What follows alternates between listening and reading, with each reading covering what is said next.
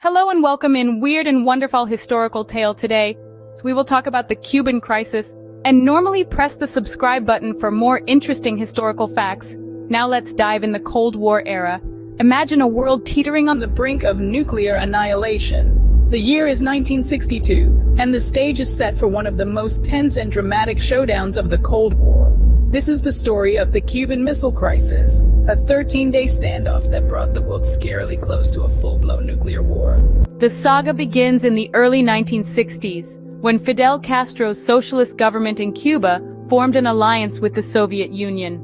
This relationship worried the United States, leading to a failed attempt to overthrow Castro's regime known as the Bay of Pigs invasion in April 1961. In response to this botched operation and fears of another U.S. invasion, Soviet Premier Nikita Khrushchev proposed the idea of placing nuclear missiles in Cuba. By July 1962, the Soviets were secretly shipping nuclear missiles to the island. Fast forward to October 16, when a U-2 spy plane flying over Cuba captured photographic evidence of Soviet missile bases under construction. The news reached President John F. Kennedy 2 days later, marking the official beginning of the Cuban Missile Crisis. The next 13 days were a flurry of secret meetings, diplomatic negotiations, and military maneuvering. Kennedy chose to implement a naval blockade around Cuba, publicly declaring that any nuclear missile launched from Cuba would be seen as an attack by the Soviet Union on the United States. The world held its breath on October 27th, the crisis's most dangerous day. An American U-2 plane was shot down over Cuba, and another U-2 strayed into Soviet airspace.